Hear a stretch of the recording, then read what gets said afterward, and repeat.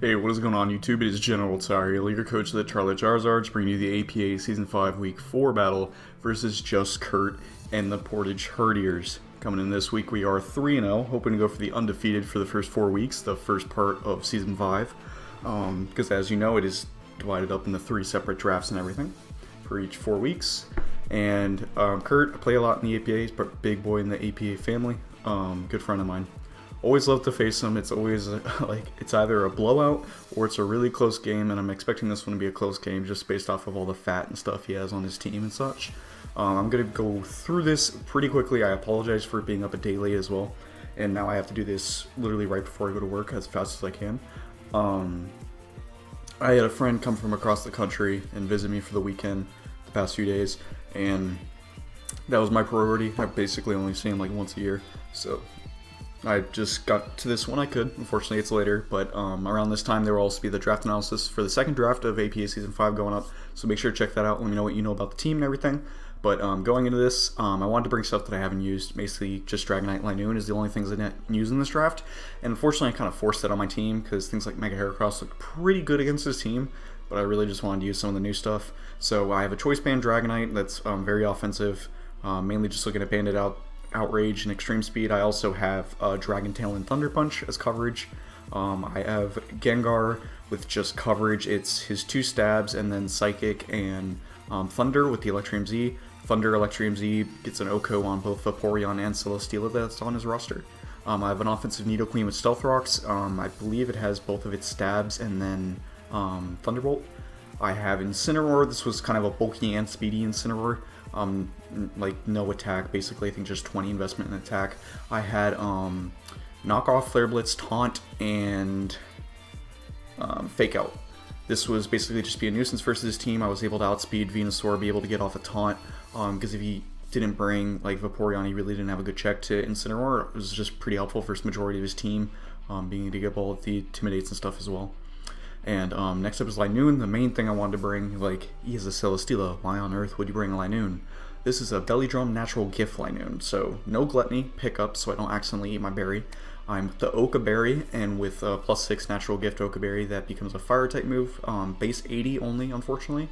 But we are able to take out a max defensive Celesteela after rocks or just a little chip. If the Wattmill Berry was included into the game, then I'd be able to one-shot a max defensive Celesteela. But either way, that's what I wanted, because basically Linoon honestly just 6-0s his team if I'm able to do that. But since I'm not running a Super Berry, I need to be really careful when I Belly Drum up, because I'll typically just get one-shot by most things, especially like I can't set up face-to-face versus Celesteela or like some other strong hitters that he has on his team, so I have to be careful about that. And then lastly, Blastoise. I'm pretty sure Blastoise is just a defensive rapid spinner. I don't really think I had anything special. I believe I also had Haze on instead of Roar to make sure I could stop any setup, like from the Necrozma, from the Talonflame, Celesteela, Flygon, anything on his team like that. So apart from that, I really was just hoping to get Linoon to sweep with the whole team, hoping Dragonite could do a little work as well, and that was basically it. I still wanted to try, like I felt like this team was still good enough to take him on. But there was definitely better options for me to bring, like in Heracross. Heracross was amazing versus his team, and I kind of wish I brought it, but at the same time, I really did want to use these Pokemon. I drafted them, I wanted to use them. There's a good chance I wouldn't want to have Dragonite or Linoon. If I make it in the playoffs, I might not want them on the final team based off what else I get or something of the sort, so I want to make sure I could use them. And I might not force this on myself in later parts of the season, but I do want to try to use everything on the draft, at least at this point, just so I see how comfortable I am with it. But right here, I'm leading Incineroar. It gets off a nice Intimidate versus anything. I get a Fake Out just to scout anything. His only Stealth Rocker is, or his most ideal Stealth Rocker is Necrozma right here. I don't really see Flygon. Also, Flygon does get Stealth Rocks, I'm pretty sure. Whatever. It'd just be a decent lead. We double knockoff right here. Unfortunately, it gets rid of my Papa Berry, which would have been really helpful because Incineroar was really good in this matchup since he doesn't have a Vaporeon. But he opts to stay in. We both trade knockoffs, and I do see it's a Z move, and he goes for Parting Shot the following turn. So this is definitely telling me he's most likely a Z Parting Shot set. So this occurs to me that he's potentially a strong setup in any of Necrozma, Talonflame, Flygon, or even Celesteela. So I definitely need to be aware about this. Right here, I went for knockoff again, because I'm like, there's no way he goes into Venusaur. Venusaur is so important, and the risk of me just going for a Flare Blitz right now, before he has Thick Fat, is just too ballsy.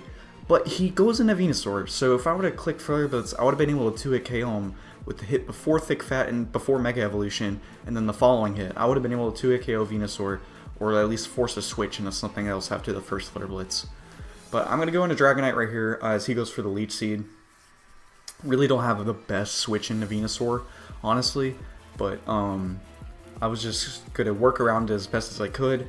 I'm just going to go for Dragon Tail and stuff right here versus Celesteela, and figuring there'd be a switch, because you really don't keep a Mega Venusaur in versus Dragonite typically, unless he does have the Himbear Ice coverage to stop setup, but I was really doubting that when he has a Celesteela and then a Necrozma in the back, as well as a potential Scarf Flygon, so I was like not really expecting to stay in. But right here, since I know he doesn't have HP Ice or something of the sort, since he didn't stay in, he's not going to go for Earthquake or anything. I'm just going to go right into Gengar. It's kind of safe to switch in on a Mega Venusaur once I was kind of scouting out what he wanted to do. And he just goes right into Celesteela, and I really doubt he's going to stay in here. He should know I could have the coverage for it. I live any hit from Celesteela, so I'm willing to take this risk and go with my gut as I click Psychic right here. And luckily he does go right back into the Mega Venusaur, which is kind of Spadef, which I guess based off of the damage Incineroar did to it with the knockoff and such. So we get the Psychic off and we do almost half. I really wish I brought Modest Gengar. You'll see where it cucks me 2 turns in a row.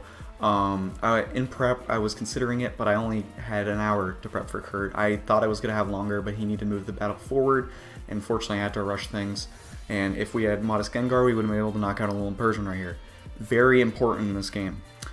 So now that I have a little Persian, I'm thinking in my head, okay, I need to try to get Stealth Rocks up. Not only is it helpful for the Talonflame, but it's also just going to kill this little Persian on switching. I didn't lead with Stealth Rocks because I knew the taunt potential in Golden Persian was there. Necrozma was a good lead for him, which counters Nidoqueen immediately. Flygon was a potential lead, so that's why I didn't opt to lead with Stealth Rocks. But right here, I'm going to go for the Fake Out, of course. There's no reason for me not to do this. And I was going to assume in this prep that he was going to be a minus speed nature on Mega Venusaur in order to have the Earthquake. It's very helpful versus the Gengar, the Nidoqueen, Incineroar, so much stuff on my team that I made myself outspeed a minus speed nature Venusaur by 1. That allows me to get the taunt off and make it to where it's not allowed to synthesis up versus me, which is very important. As you see, you go for this Earthquake, but I'm a pretty defensive Incineroar, so it's not going to do like anything at all, considering the amount of damage Earthquake typically puts out. But right here, I'm going to opt for the knockoff. I still have a turn of taunt for this one, so he's not able to heal up in the next turn. I could knock him out. No matter what, so I went for knockoff because no matter what, knockoff into Flare Blitz was going to be able to get the KO on Mega Venusaur if he stayed in both turns, and luckily we knock off on the Talonflame coming in as it goes for an SD. Now I do taunt here with Incineroar because this is very important, because this was a bulk up Talonflame. I was scared I was just going to lose at this point because Talonflame is actually very scary in this matchup and it had me very worried. But right here I made the worst play in the entire game that I think lost me the game, 1,000,000%. I go into Nidoqueen and I'm sacking Nidoqueen to this thing. I 1,000,000% should have sacked Incineroar. Yes, Incineroar still has a great matchup versus a lot of things on his team, but Nidoqueen needed to get up Stealth Rocks. I don't care if there was the chance that Flygon did have Defog. I needed to get up Stealth Rocks to at least try and force Alolan Persian to be a sack, or if I'm not able to take care of Talonflame here, I can get rid of it. But Banded Dragonite does have a very solid role in knocking this out. If I would get like the 2 lowest rolls here, Extreme Speed wouldn't knock it out, but that was kind of my other reasoning for keeping Incineroar, is that I could have Fake Out just in case I really needed it, but I have Linoon Extreme Speed in the back, so I really just needed to get rid of Incineroar there, and I would have saved Nidoqueen, I would have got Stealth Rocks up, and that's actually really big for this game, because you'll see how much of a pain, yeah, this cuts out randomly, I don't know why it does that, but how much of a pain that Alolan Persian becomes, and it's very unfortunate, so I'm going to fix the layout a little bit right here, but he's going to get Stealth Rocks when I go into Blastoise. I know 1,000,000% he's going to try to go into Mega Venusaur and heal it up for free. I cannot allow that, so especially when I have 1 less check to it in Nidoqueen. So I'm going to go into Gengar here, as this is just free. I have no reason to go into Gengar and just click Psychic. That's all I need to do right here, 1,000,000%. So I click Psychic as he decides to go into Flygon. Totally fine with this, get to scout the damage, just a typical offensive Flygon. I'm really expecting a potential Scarf right here, so I have to switch. I'm going to go right into my Incineroar. It's going to get off Intimidate, and it's going to be able to just sack off, basically, because I want to keep Blastoise healthy. Reason behind that is because I still need to deal with the Necrozma. If it is potential setup, even though it showed it has Stealth Rocks and there's a solid chance it doesn't have setup, it's still pretty scary, as well as I haven't seen much from Celesteela yet, apart from the leftovers on it. So I'm still kind of skeptical here. I want to keep Blastoise healthy, but as he goes for the Draco Meteor on Incineroar, this is the perfect time to Belly Drum with Linoon. I'm like, I can actually get this off as long as I get the damage off versus Celesteela, because Natural Gift only works once. Once you use it, the berry technically goes away. It's consumed, quote unquote, and it's not it has no use anymore. So as I Belly Drum versus the Flygon, the only way I would die there is if he was Specs Modest, and I really doubt he was going to stay in when Celesteela is an amazing switch into this. But unfortunately, I blew the trigger way too soon because he just goes for Protect. Now, I knew in the back of my head there was a solid chance he protects here. As I clicked the move, I knew it was like a 50% chance he protects just to scout what I'm going to do. But I couldn't risk it because Linoon's so low. I was like, there's no way he's just going to actually expect this. He should just click Heavy Slam, knock out Linoon, and there's nothing for him to worry about. But turns out, oh, you also see I didn't even fix the happiness on Linoon because, once again, I had to rush this team. But luckily Extreme Speed still does it. But he protected on Celesteela, fearing Z Thunderbolt on Linoon, he says.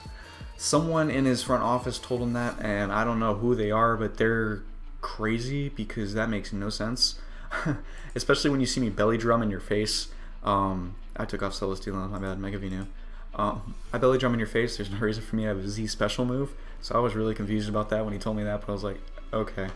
In hindsight, I really should have just predicted the Protect on his part and gone for an Extreme Speed, but it was really close. Like, I felt like I was predicting Kurt pretty well, like majority of the battle and everything like that with the proper switches, the Psychic on Gengar and everything like that. But right there, it was just too risky of a play for me to take. Everything before, I'm like, I can take a hit, I can just go right back into this answer if this is needed, blah blah blah blah. No big deal. So right here, I'm just gonna go into Dragonite. Bandit Outrage just destroys his team. Yes, he has the Flygon in the back, but I was also thinking there's a chance he just sacks the Alolan Persian, goes into Flygon, and then I lose my Dragonite. But I was kind of risking that. I don't really know what I was doing at this point. I just couldn't risk going into Gengar because that really just gives away what Gengar has, and I'm not taking out, or I'm not even risking going for a normal Thunder versus it in the first place. And especially when he could have the easy switch into Flygon, which he knows can probably live any hit. But this is where the Stealth Rocks would have been so nice for all those switches, and then Alolan Persian's still in the back, because that Alolan Persian will always threaten my Gengar. Just even though knockoff, even though I do have a Z move, it just gets off 55% on my Gengar, which is terrifying, because I haven't gotten any chip on this Necrozma either, and because of its filter ability, or armor, or whatever, basically filter, Shadow Ball's not going to be able to knock it out unless I get prior chip off, so really unfortunate. But I am going to go for an Outrage and luckily land it versus this Flygon as he switches. I don't know why he decided to switch right there, but I was going to take it nonetheless. But going into the rest of this, I was still in a terrible situation, because here's the Alolan Persian. It just goes for a knockoff 1,000,000%.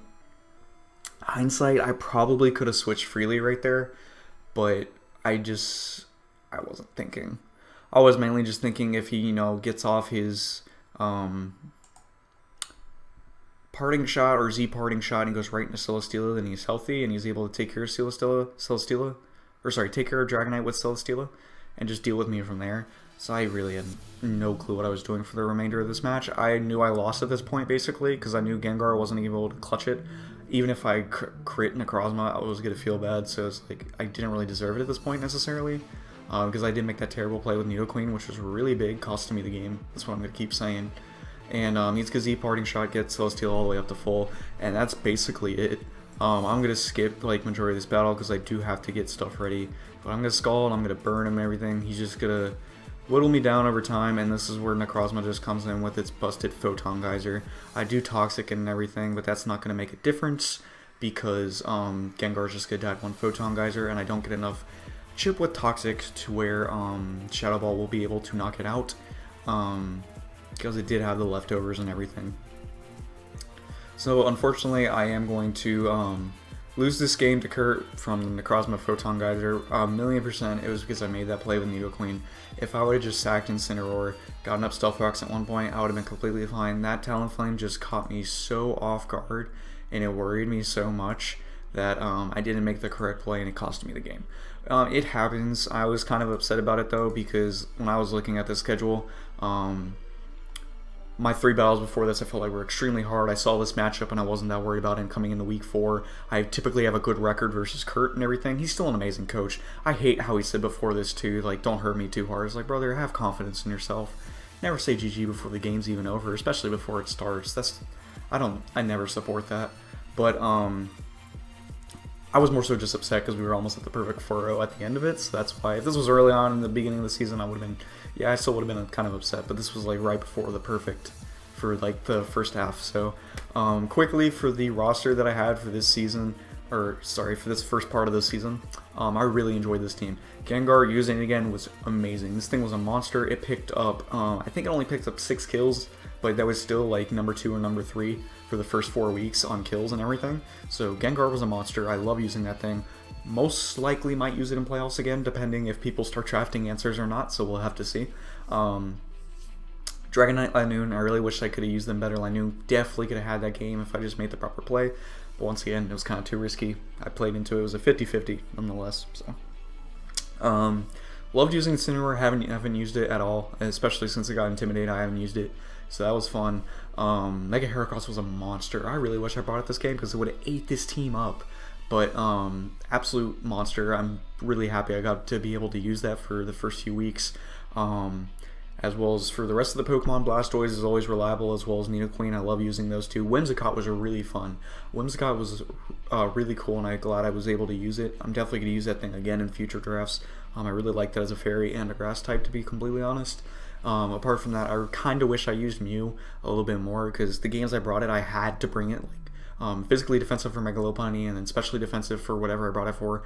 But it was just really unfortunate that I could only bring a bulky set. There was one week where I could have bring an offensive setup Mew, but I just opted against it because there were so many things that were good on this team. Even Electro did well week 1 and everything.